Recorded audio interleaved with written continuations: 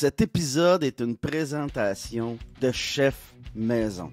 Chef Maison, le meilleur traiteur, ça arrive sud de Montréal. Peu importe ta situation familiale ou ton besoin, ben Roger, le propriétaire, a un format pour toi. T'en veux-tu des choix? Familial 5 jours, monoparental 5 jours, individuel 5 jours, format grande famille. Familial, 2 jours. Monoparental, 2 jours. Individuel, 2 jours. Grande famille, 2 jours. Puis là, je t'ai même pas parlé des forfaits lunch à part de ça. T'as juste à appeler au 438-872-9500. Puis mon ami Roger Yengang va se faire un plaisir de bien te servir. Parce qu'oublie pas, ça tu le sais, Chef Maison, la solution.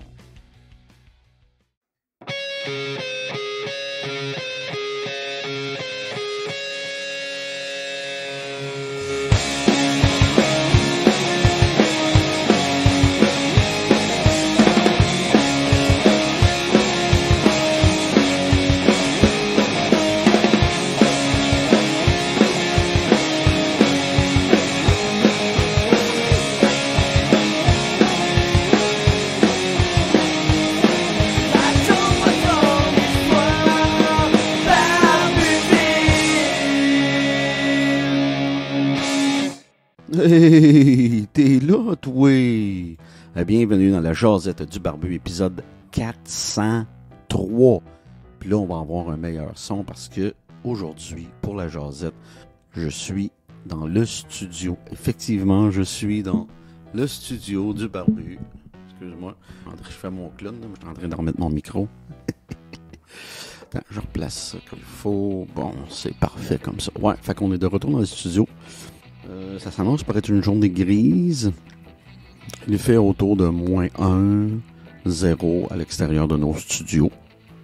Mais ça ne nous empêchera pas de passer une bonne journée pareil. Bref, c'est pas ça le plus important. Le plus important, c'est... Ben, tu le sais déjà, as-tu fait ton lit à matin? As-tu fait ton lit? Comme le Navy SEAL David Goggin. As-tu fait ton lit? Comme le podcaster Joe Rogan. As-tu fait ton lit? Comme le maire de Kiev, Vitali Klitschko, as-tu fait ton lit? Comme Jean-Yves Lavoie de Engelenvoinker, as-tu fait ton lit? Comme Simon Chartrand de chez Cascade. Parce que tu sais, en faire son lit, c'est une micro-réussite. C'est, voyons, la première réussite de ta journée. Ça, c'est pas rien. Ben non, t'as pas été... sur la Lune, sur la planète Mars, ou sur Vénus, ou sur Uranus, ou sur Saturne, ou même sur Mercure. Tu n'as pas fait d'opération à cœur ouvert, non. Mais le premier geste que tu as posé dans ta journée est une réussite. Voilà. C'est dit, à cette heure, fais ce que tu as à faire. Premier sujet, puis tout un sujet à part de ça, tu as sûrement vu passer ça dans la presse. C'est ce sans-abri-là, Toby Charles Langer Levasseur, qui affirme avoir été maltraité en 2010. Imagine-toi donc qu'il se retrouve, lui, au centre-ville de Montréal. C'est un sans-abri qui se tient là, en 2010. Et puis, ce soir-là, ça va pas, il se fâche, puis il pitche un arbre à terre qui était sur le bord d'une boutique. Bon, c'est-tu intelligent? Non, mais bon. Tu vas voir la suite des choses. Il y a 2 polices qui l'accostent. Ils ont vu le geste, l'embarquent, puis là commence son enfer. Eux autres, ils ont décidé de le sortir du centre-ville, puis apparemment que c'est coutume de faire ça. Ils ont pris Toby, le sans-abri, puis ils l'ont emmené jusque dans le fin fond de Sainte-Anne de Bellevue, dans des rangs, puis ils l'ont laissé là. Puis en chemin, ils ont même pris le gun, ils ont mis ça en tempe, puis ils ont fait des menaces de mort. Puis ils ont même demandé pourquoi ils se suicidaient pas. Du genre, t'es pas encore suicidé, toi? On veut plus te voir ici. Qu'est-ce que t'attends pour te pitcher en bas du pont? Tu rendrais service à tout le monde. Tu vois-tu le genre? Fait que moi, ça me fait... Bon, on s'entend. C'est d'une tristesse sans nom pour le sans-abri. Déjà, t'es dans la rue. Déjà, t'as rien. Déjà, t'es magané, t'es poqué. là, l'autorité décide de te faire ça. Tu sais, ça en dit... Déjà, t'aimes pas la société, puis t'as un regard sarcastique clairement sur la société. C'est sûr que ça aide pas. Ces deux polices-là, ils ont utilisé ce qu'on appelle un petit pouvoir. Hein? C'est du petit pouvoir à Saint-Saëns. Puis, ça d'ailleurs, je veux pas généraliser, mais c'est un problème. Puis je pense que l'école de police à Nicolette, il devrait avoir des cours en psychologie. Absolument. Il devrait avoir des cours pour humaniser ces policiers. Je te dis pas qu'ils sont tous pareils, là. Je suis pas en train de généraliser. Mais je crois qu'il y a un problème en quelque part.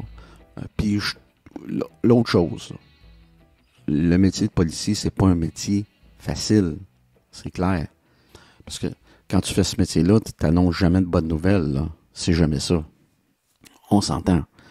Mais y a-t-il une marge entre faire son métier comme il faut et puis faire des menaces de mort puis dire aux gens de se suicider?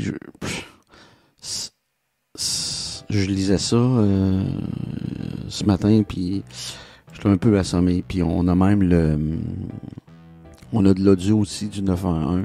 Puis la personne au 911 a dit au sans-abri, donnez-moi votre numéro de téléphone. Le sans-abri, il est indépendant, il dit, je peux pas te donner mon numéro de téléphone, j'en ai pas, je suis un sans-abri. Tu sais, c'est parce qu'à un moment donné, là, tu sais, la bureaucratie puis la paperasse, on peut-tu aider le monde, même si on n'a pas de numéro de téléphone ou de carte de crédit ou je ne sais pas trop, là. C'est sûr que ce jeune homme-là, Toby, c'est un tout croche, là, puis on s'entend, là. C'est un jeune qui, à l'époque, consommait beaucoup de fentanyl, puis sais-tu quoi, il est encore en 2022, il est encore un sans-abri. Bon, qu'est-ce qu'il y a là-dedans? Y a-tu un gars qui décroche la société? Y a-tu de la maladie mentale? C'est un mix de tout ça, j'ai même l'impression. Mais ceci étant dit, c'est pas une raison pour séquestrer quelqu'un, personne. Peu importe ta minute, peu importe où tu t'es rendu dans ta vie, tu mérites pas d'être séquestré. Bref, c'est une histoire triste. C'est un procès qui a lieu là présentement. Bon, l'histoire remonte à longtemps, 2010, mais tu sais comment que c'est, la cour et les procès, c'est des longs processus. Bref, c'est à suivre. J'ai hâte de savoir... j'ai hâte de savoir la suite, puis c'est sûr que lui, quand il va passer à son tour, ils vont essayer de le discréditer. J'ai bien hâte de voir la suite de ce dossier-là, mais une chose est sûre, notre corps policier doit s'humaniser. C'est très important. Puis il devrait avoir des études psychologiques avant d'être admis comme policier, même si tu as réussi tous les examens, puis tous les concours possibles et impossibles. Il devrait avoir des examens psychologiques approfondis. Si t'es narcissique, je pense pas que t'as d'affaires là. Il faut que t'aimes l'humain profondément, moi je pense, pour être policier. C'est ce que je pense. C'est pas un métier, c'est une vocation. Bon, il y en a qui vont te parler des fonds de pension, puis etc., mais ça va au-delà de ça, là. Moi, j'en suis persuadé. Je vais regarder, j'ai fait combien de temps. OK, c'est bon, ça a bien de l'allure. Hey, j'ai fait une découverte, puis j'aime bien ça quand je découvre des nouveaux podcasts. Puis là, j'ai découvert, imagine-toi donc, c'est un peu beaucoup grâce à mon ami Francis Tremblay qui m'a remis à ma place en me disant, quand je parlais de Reg la planche, bon, il m'a dit qu'il travaillait à Boulevard. Fait que là, j'ai été voir que ça avait de l'air, puis Boulevard, le 102.1 à Québec, Boulevard a des podcasts. Ouais. Là, j'en ai découvert un deuxième, puis j'aime bien ça. Je suis un peu en retard, mais je veux te partager mes découvertes. Fait que je te disais le backstage de Reg la planche sur la plateforme Boulevard. Boulevard a son channel YouTube. Il y a seulement 527 abonnés, mais c'est de grande qualité. Après ça, il y a le podcast de Gravel dans le retour. Gravel dans le retour. Le podcast, c'est celle-là que j'ai découvert. Très, très, très intéressant. Puis il y a aussi le Boulevard du crime animé par Marceau. Pour les autres, je les ai pas encore écoutés. 6 degrés de séparation, j'ai pas regardé ça. Sainte-Nitouche, j'ai pas écouté encore. Là, je suis à écouter Reg et écouter celui de Gravel, puis j'ai commencé le Boulevard du Crime. Donc, bien intéressant. Toujours fait dans le même studio de bonne qualité. Et évidemment, ça sonne radiophonique. C'est pas un défaut, là, mais pas pantoute. Le podcast, la radio s'entrecroisent, mais c'est du podcast parce qu'il n'y a pas d'annonce, puis c'est des épisodes d'environ 1 heure, pas Boulevard du Crime, là, à peu près une demi-heure, là, mais Gravel, ça tourne autour d'1 heure. Même chose pour Reg la planche. Ça tourne autour entre 45 minutes et 1 heure. Puis il y a beaucoup de matériel. Reg, il y a 2 saisons. Gravel, il y a 2 saisons aussi. Fait que vous pouvez aller voir ça. Très, très intéressant. J'ai pas regardé si c'était disponible sur Google Podcasts et iTunes, mais je présume que oui. Moi, je l'écoute sur YouTube. J'aime ça écouter souvent des podcasts sur YouTube en faisant souper. J'aime bien ça. Je suis un gars qui aime ça cuisiner. Fait que des fois, j'installe mon téléphone de façon à voir l'image en même temps. Puis j'aime bien ça. Ben, en fait, j'ai plusieurs façons d'écouter des podcasts. J'en écoute dans mon quotidien, en vivant, en existant. J'en écoute dans l'auto, j'en écoute en faisant de la bouffe, j'en écoute en marchant. Bref, en vivant. Ça fait partie de mon quotidien, ça fait partie de ma vie. Je suis un écouteur de podcasts. Bon, j'en fais aussi, mais j'en écoute plus que j'en fais. Ça, c'est clair, net et précis.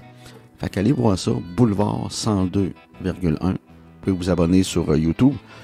Et puis, à date, je conseille Gravel dans le retour, le podcast, le Boulevard du Crime et Reg la planche, Backstage. Une minute. C'était quoi mon prochain sujet? Oh, oui. Oh, attends. Ça sera pas long. Ouais.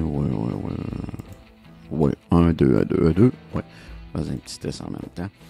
Donc, on t'a parlé de Boulevard, des sans-abri. Oui, c'est ça. Je t'invite, si t'es pas déjà fait, à devenir membre Patreon.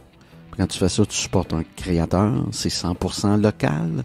Je suis 100% local. Puis, de cette façon-là, tu supportes un créateur. C'est à partir de 3$ par mois. C'est pas grand-chose quand tu y penses. C'est moins qu'un café, là. Un café chez Starbucks, ça part à 7$. Là. Fait qu'imagine, 3$ par mois.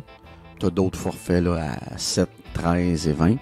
Tu choisis le forfait que tu veux. Puis quand tu fais ça, tu supportes un créateur. Puis en passant, je veux saluer un nouveau Patreon, Simon. Simon qui est de retour. Merci beaucoup de ton abonnement. C'est bien apprécié. Vraiment. Sincèrement, c'est le fun de... Tu sais, quand les gens quittent, ça veut pas, ça en tout cas, moi, ça me tord un peu les boyaux. Je me dis, Colin, je fais plus une bonne job. Tu sais, je me remets en question. Puis quand je les vois revenir, crime que ça fait chaud au cœur. Puis c'est plaisant. Je suis vraiment content. Prochain sujet. Ouais, m'aller vite là-dessus.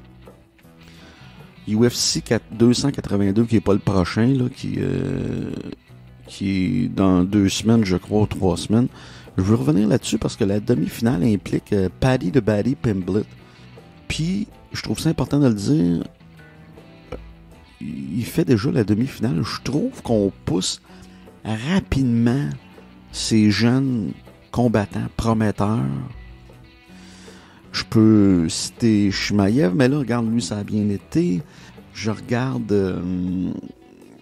Colin, j'ai un blanc... je me souviens plus de son nom. Bref, je regarde un Paddy. Ah oui, Alex Pereira aussi était pas. Bon, il a gagné le championnat, fait que je peux pas rien dire, mais il était poussé très rapidement. Paddy de Baddy Pimblett aussi, je veux dire, à date, il a pas affronté personne. Là. Bon, il y a 2 victoires en 2. Évidemment, ça va bien. Puis il est très... il est polarisant. Tout le monde en parle. Le Pimblett, c'est clair, net et précis. Il est charismatique, le monde l'aime. Oui, le monde l'aime, c'est sûr. Mais il n'y a pas juste ça, tu sais. Je trouve qu'on le... Là, je t'ai donné des mauvais exemples. Pereira, Il a livré ce qu'il avait à livrer. Shmaev aussi. Bon. Je retire ça. OK? Je réfléchis en même temps que je te parle, puis c'est des mauvais exemples. Je veux prendre l'exemple de Paddy Pimblett, qui a affronté personne à date. Puis là, déjà, on lui donne une demi-finale. Moi, dans mon livre à moi, une demi-finale, puis une finale, ça se mérite. Mais je dis ça, on a vu des finales qui avaient juste pas de bon sens, avec des no-names, parce que la finale supposée, ben, avait pas lieu, tu sais. C'est arrivé dernièrement. Mais bref, je trouve qu'on pousse ces jeunes combattants prometteurs-là très vite dans la gueule du loup, puis ça peut être un couteau à deux tranchants. Là, ça a fonctionné avec Shmaev, mais en ce qui concerne... à l'instant... Paddy, je me questionne sérieusement à savoir si c'est la bonne chose à faire. J'ai pas de réponse précise. Non, j'ai pas de réponse précise, évidemment. C'est quoi la bonne chose à faire avec un combattant? C'est difficile à dire. Mais du moins, il donnait une demi-finale.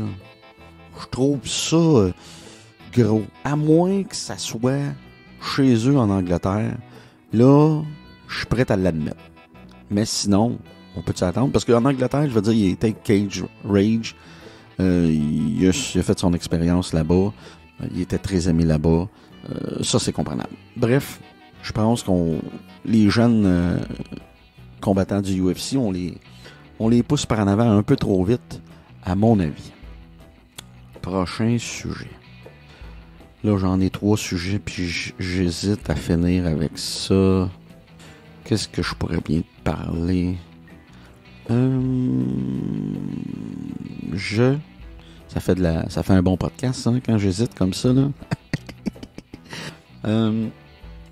Ouais, je vais te parler de Twitter et la solitude. Je remarque, c'est pas la première fois que je remarque beaucoup de solitude sur Twitter. Beaucoup.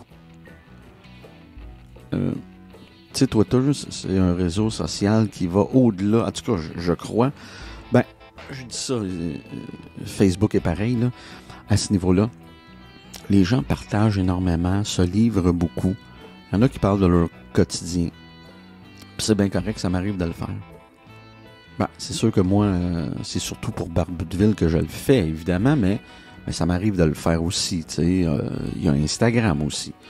Mais ce que je remarque, c'est beaucoup de gens seuls sur Twitter. Puis pour eux, la plateforme, c'est une façon de se désennuyer. C'est une façon de ne pas être seul. Bon, tu me diras d'une certaine... On peut voir ça de façon triste, mais en même temps, on peut voir ça aussi... on peut voir ça aussi d'une autre façon. On peut voir ça aussi comme si cette plateforme-là... c'est pathétique ce que je vais dire, mais ça devient comme un ami en même temps. Tu te crées des amis, des cyber-friends, des amis virtuels. Je dis ça en même temps, c'est pas pathétique. Je veux dire, moi, il y a des gens que je ne connais que par Twitter, là, qui, sinon, je connais pas ni d'Ève ni d'Adam.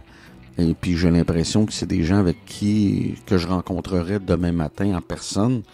Puis, on serait comme larron en foire. Tu comprends ce que je veux dire? Donc, il y a quelque chose là qui se crée dans Twitter.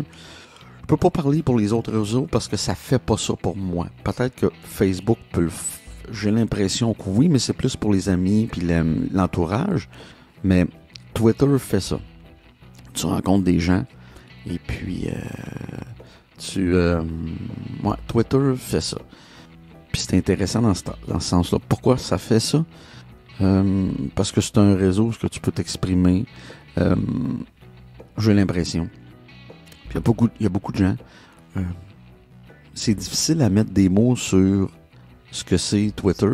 Mais en tout cas, pour ma part, je trouve que de la façon qui est conçue, pour moi, c'est plus facile à utiliser que n'importe quoi d'autre. Et c'est user-friendly. Et puis, j'ai rencontré du bon monde là-dessus. Mais on voit beaucoup de solitude. Puis on le voit encore plus pendant le temps des fêtes. Ceci étant dit, tu connais des gens qui sont seuls dans ton entourage. Prends le temps, là. Tu sais, des fois, là, un coup de téléphone, aller prendre un café, aller jaser. C'est pas facile, la solitude. Non. On l'a tous vécu, en tout cas, je pense bien. Moi, je l'ai déjà vécu, puis je souhaite pas ça à personne. C'est pas quelque chose de facile. Puis je le remarque beaucoup, plus que le temps avance, puis on arrive dans le temps des fêtes, on le ressent sur Twitter.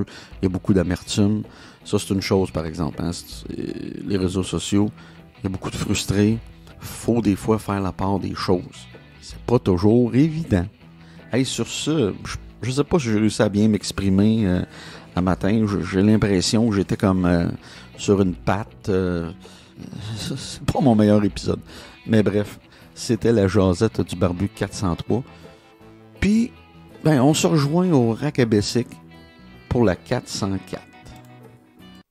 Saint-Jérôme Harley-Davidson. Pour voyager, pour s'habiller, pour partir sur un nowhere, pour rouler en toute liberté. Ta route commence chez Saint-Jérôme Harley-Davidson.